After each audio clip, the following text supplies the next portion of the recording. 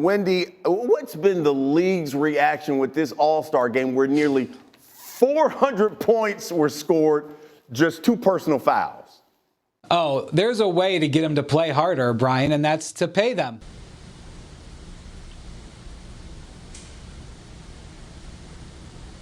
But you know, you're going to hear fans say, I'm sorry, don't they make enough already? Shouldn't it be an honor to be an All-Star? So how do you then fix the All-Star game?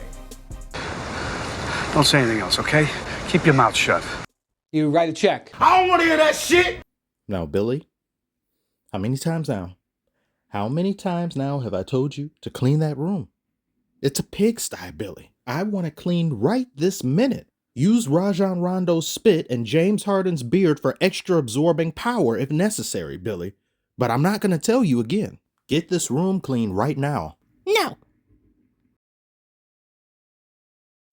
All right, young man, you've left me no other option but to double your allowance. And as part of your Supermax, I'll sign you to 6 years, 230 million candies with an added V-Bucks incentive. And to top it all off, no trade clause. I can't even get rid of you.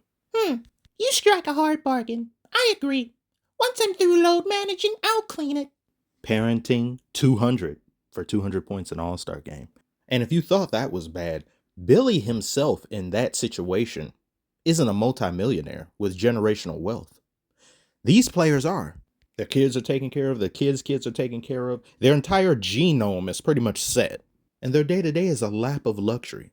82-game regular season schedule. You don't even have to play all those games. Play like 65 and you're Gucci. If they get a splinter, sneeze too hard, get ratioed on Twitter, they can miss multiple games in a row and still get paid for work that isn't being done. They can sign a long-term max deal somewhere, walk down the street, trip on some uneven sidewalk, blame the whole city, ask for a trade. Only a year into that 4 to 5 year tenure, you're supposed to stay there. Doesn't matter. We'll work with you to help find the most suitable location.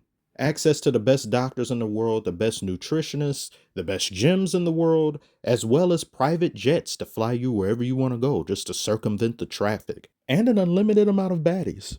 But according to Darth Mule himself, there's no added bonus, no added incentive. Which then leaves you sitting down pondering the mysteries of the universe and somehow relating it back to the NBA and thinking, am I a hater? Am I an out-of-touch old head that doesn't know what's best for today's players, when in fact, it's actually the other way around. They themselves have become out of touch with the fans who provide them the spoils of life that they enjoy.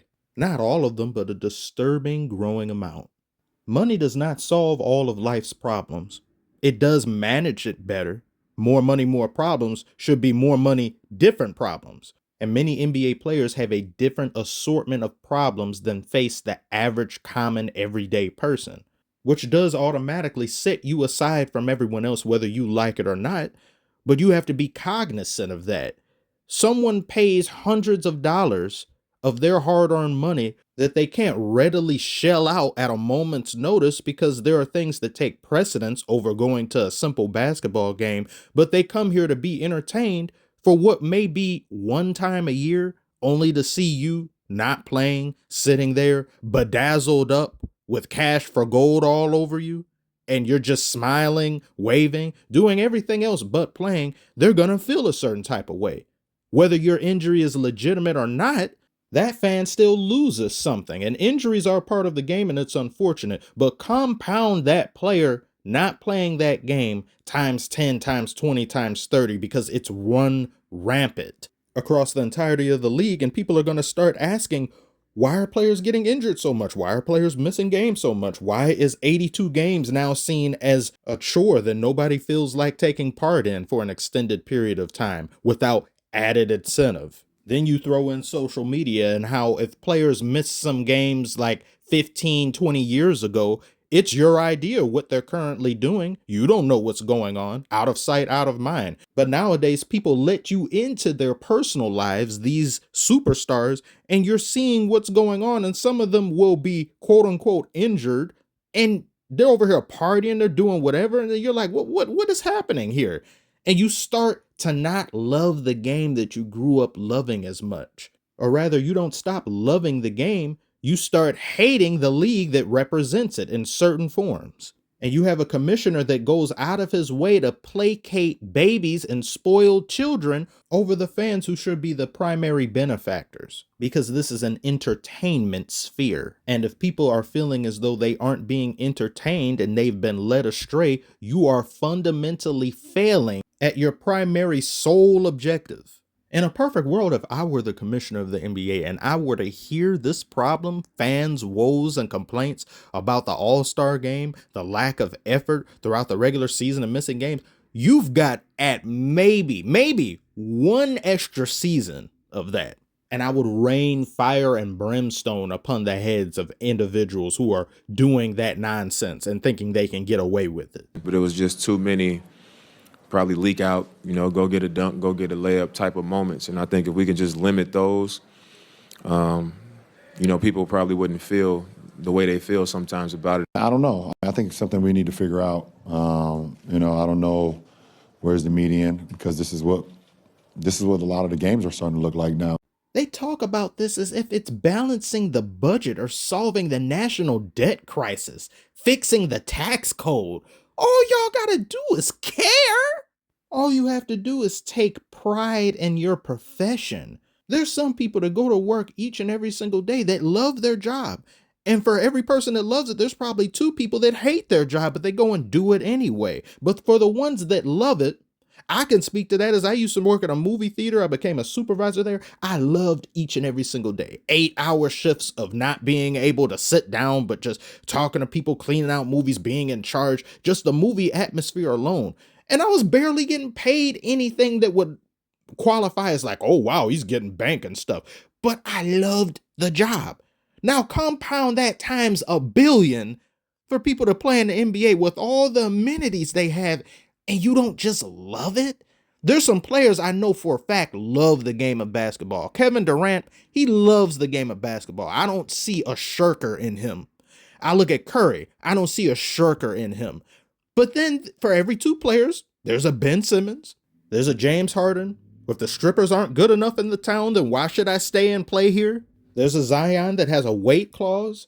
He over here be on the show Cheaters, but it's called Whopper Watch, and over here making sure that he's not somehow running into a McDonald's or sneaking into some food eatery. There's too many players like that now. There's way too many. And I think it goes back once again to these guaranteed contracts.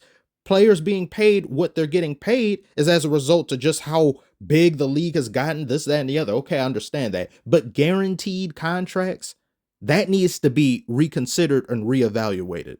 I don't care if there's a lockout. If you took 1 million people across the globe and told them, hey, I'm going to pay you all $1 million a month, and you say, well, you don't have to come in every single day, but just come in enough.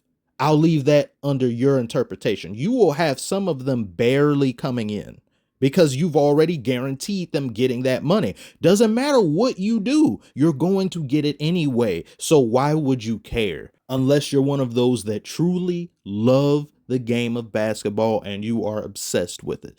And that's not that many people. That's not that many people in anything.